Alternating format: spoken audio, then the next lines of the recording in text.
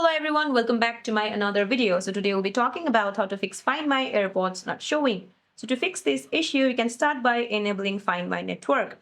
Just go to your device settings and then go to Bluetooth. Once you go to Bluetooth, tap the eye next to your AirPods and make sure that Find My network is toggled on. Now the next what you can do is reset AirPods. Just place your AirPods in the case and open the lid and hold the back button for 15 seconds until the status light flashes amber then white.